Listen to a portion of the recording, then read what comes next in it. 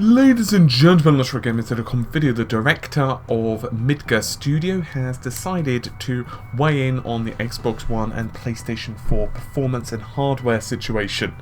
So as we all know, the consoles have been out about 2 years now, so developers are finally starting to get a handle on exactly what the systems are capable of.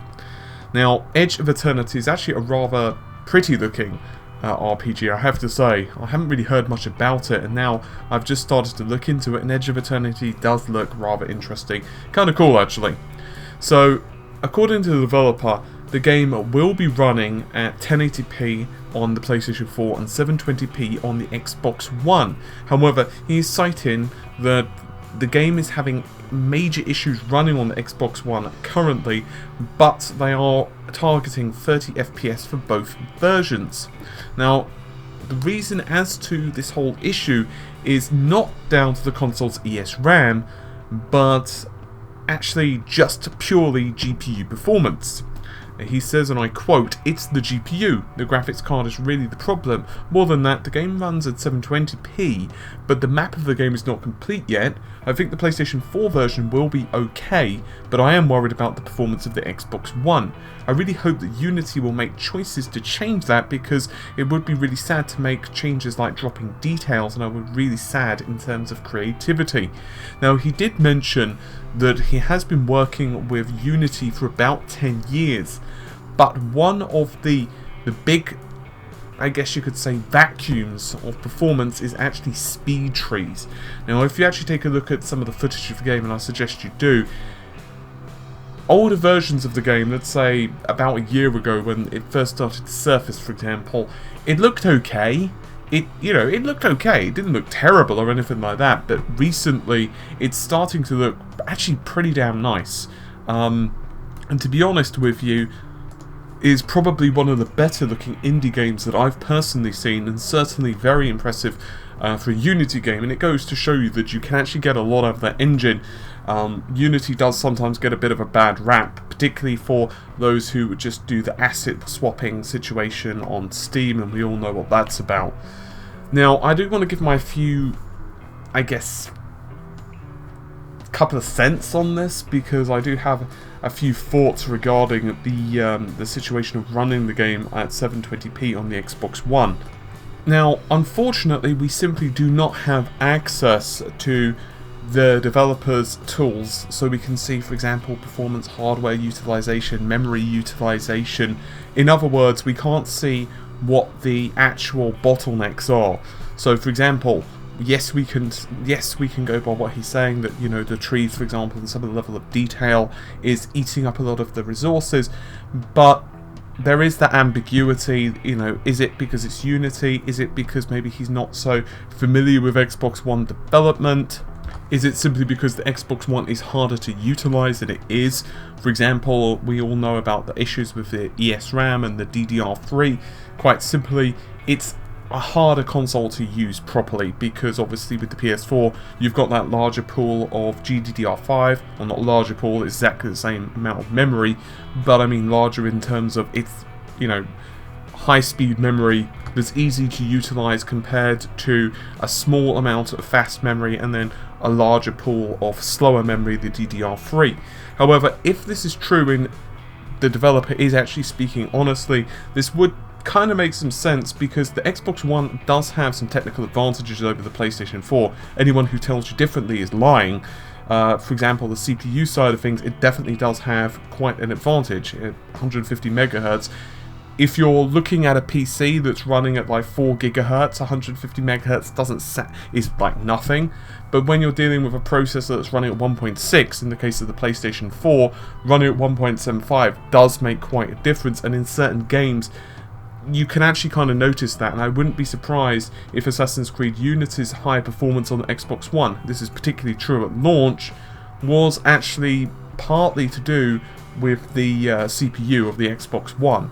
You could just tell. PlayStation 4 version, I remember 17 frames per second on the PS4, I cannot remember what the Xbox One version was running at. I know it was low 20s, I think maybe 21, 22, which is not exactly great, but we all know about the problems of Assassin's Creed Unity A, and B, it's still a hell of a lot better than 17 frames a second, so, you know, it's there.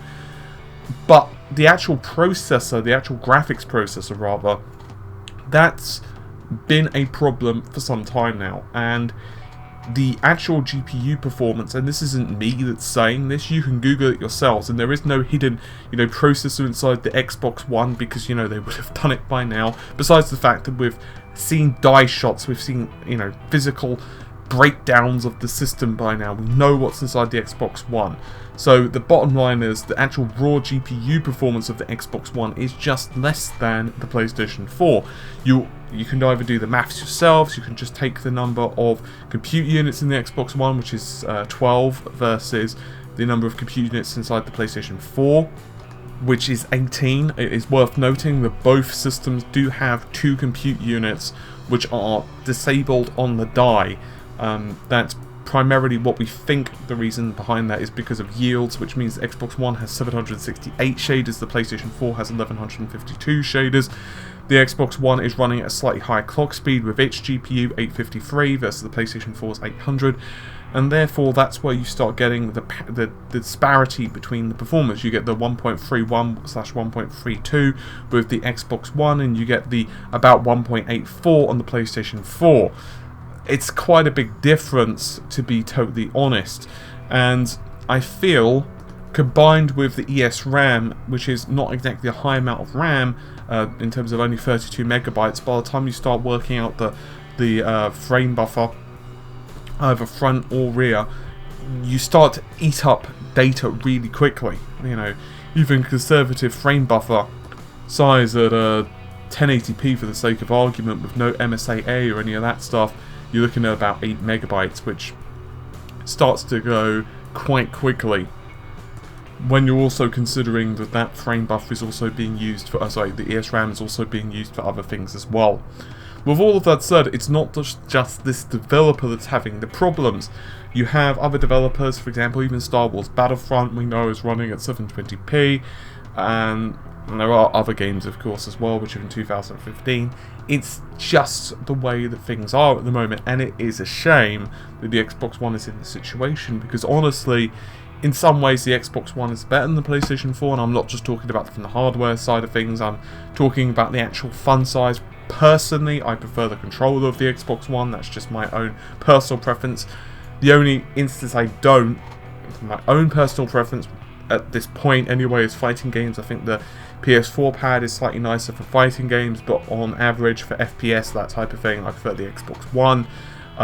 Services, in terms of Xbox Live versus PSN, I think they're around the same. I think they're both kind of interchangeable.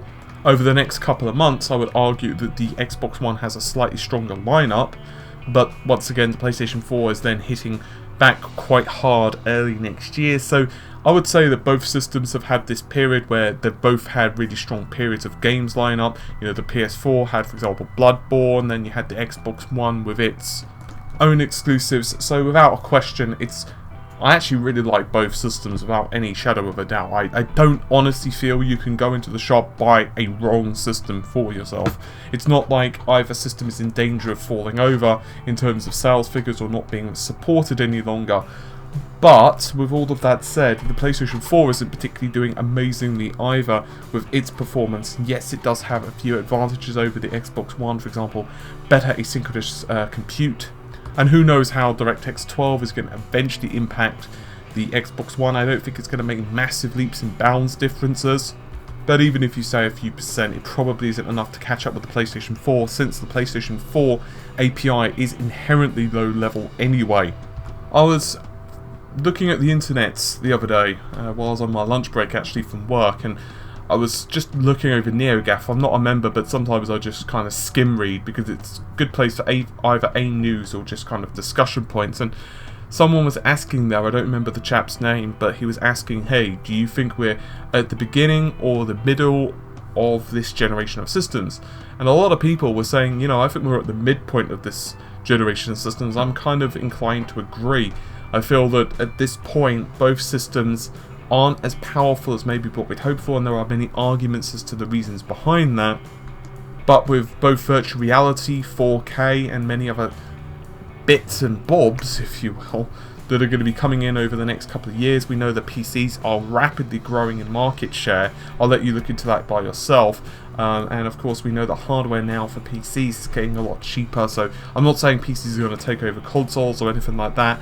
You're probably always going to get the consoles being first in terms of sales figures, unfortunately, because I prefer consoles if I'm totally honest. But it's going to be a very interesting next couple of years, and I wonder how Microsoft and Sony are going to respond. It's kind of cool, at least in my opinion, how this generation of consoles gone. I think it's been a very good couple of years for games. I honestly feel that this last couple of years has been really good for games. I mean, you've got games once again like Bloodborne, you've had games like Sunset Overdrive, the new Tomb Raider is looking amazing.